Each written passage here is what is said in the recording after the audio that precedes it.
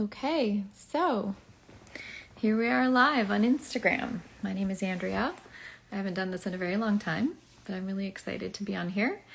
And part of the reason I'm doing this is because I uploaded a video to talk about relationships, but it did not want to load on Instagram. So I thought maybe, I'll record this way and get the information out to you. So the idea behind this is that I want to talk for a few minutes about relationships.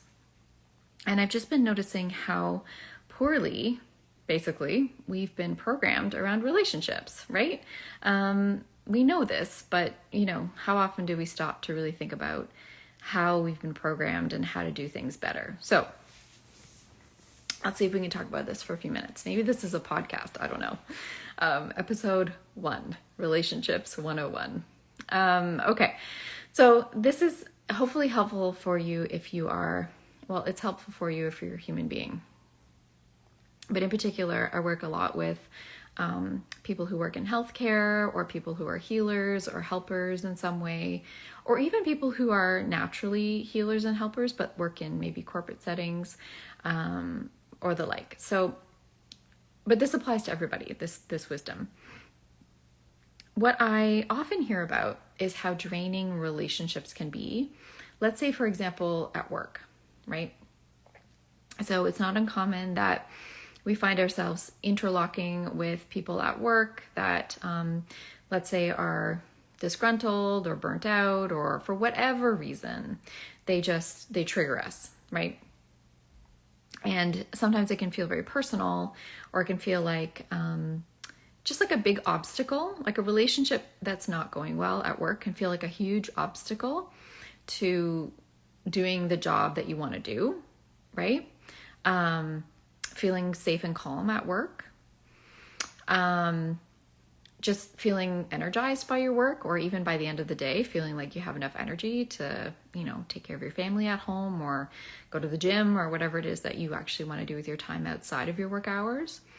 So I think we should not underestimate how difficult sometimes just the relationship dynamics at work can really be, and how those dynamics can get in the way of actually fulfilling our purpose as a helper or a healer in any space. So navigating those relationships at work can be really difficult. And I want to offer you a perspective that might be useful for you. Hello. Welcome. So the first thing to realize and remember is that for anybody to be in a position where they are activating you, they are themselves first feeling that emotion. Right? So they are themselves already in that state that they are then projecting onto you, whether they realize it or not. So that's the first thing to realize. And then so let's put that in a different way.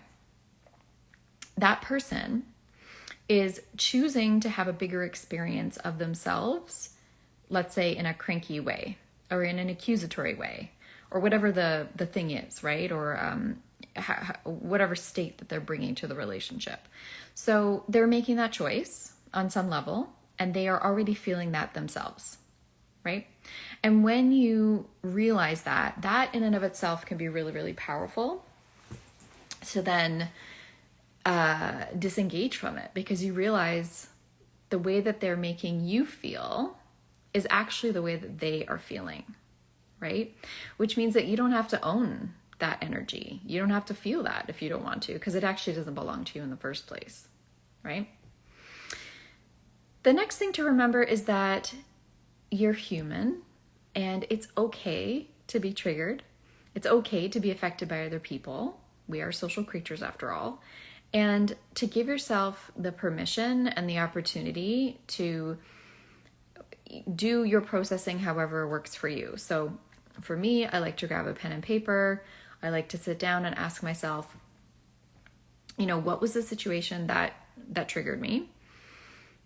What emotions did it bring up for me? What thoughts? What body sensations? And what behaviors did I find myself doing with that? And just from a neutral place, I'm observing, okay, wow, yeah, that made me really super pissed off. Or, God, I feel like I can't handle it. And then I go and I have to talk about it with my coworkers and just like vent about it.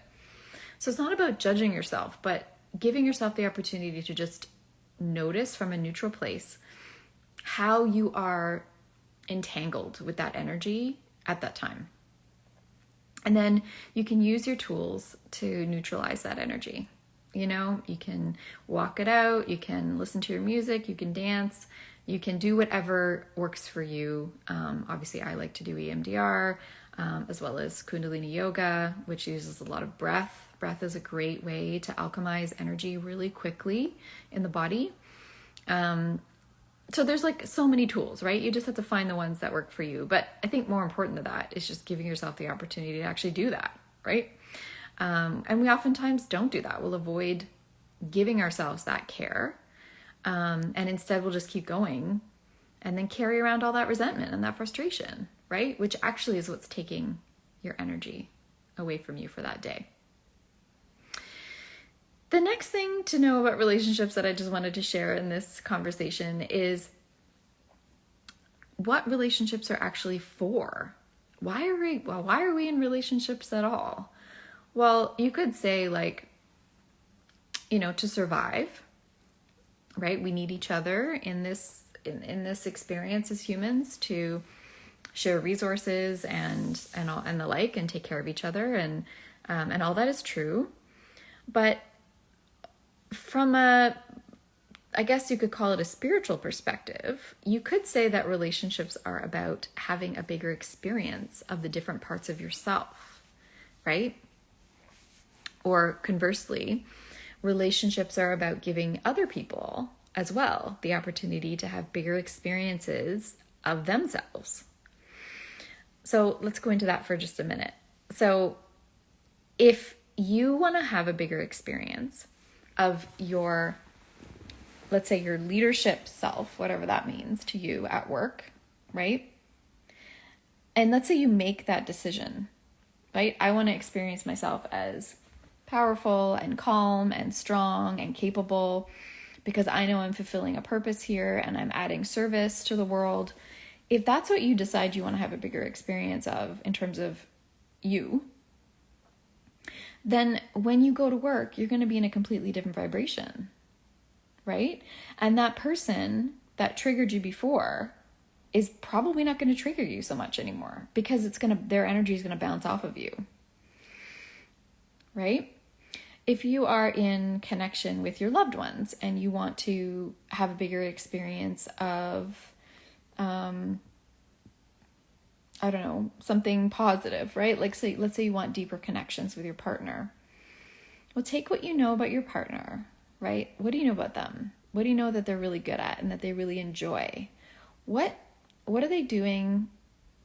Like, how do they light up, right? A lot of times, for example, and I'm generalizing here, a lot of times men in particular like to solve problems. They are oriented toward problem solving. And so why not give them, you know, from a loving place, an opportunity to help you solve problems, right?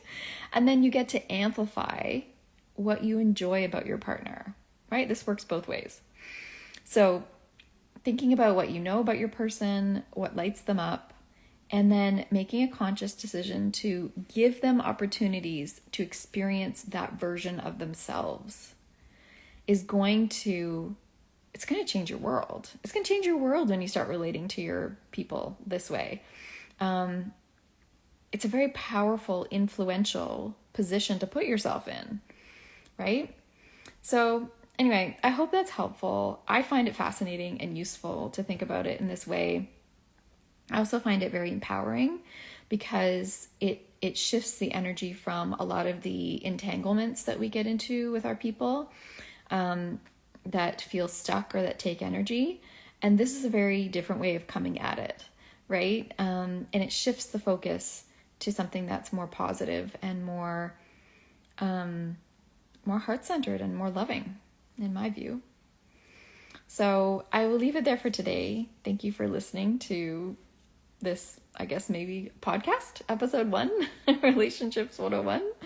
I'll just let you know what my offers are right now in case you're interested in going a little bit deeper into this topic.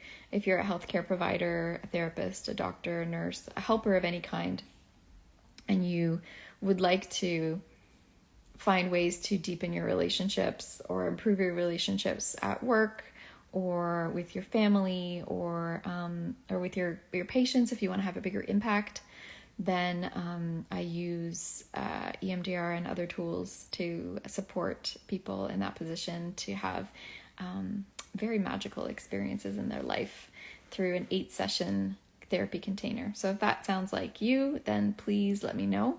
Another thing that I offer, which touches on this as well, is I help therapists who are in private practice, who want to build a highly profitable therapy practice that feels fun to you, that brings in the clients that you work really well with, and that creates a financial stability for you so that you can do this for the long term.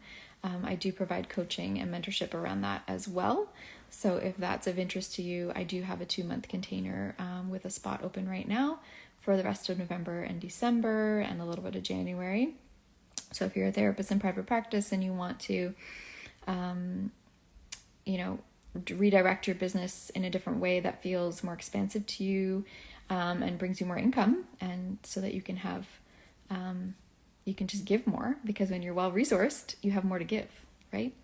Then let me know. I have a spot open in that offer as well. So I hope you're having a beautiful day. Thank you so much for listening, and I hope this was helpful. Bye.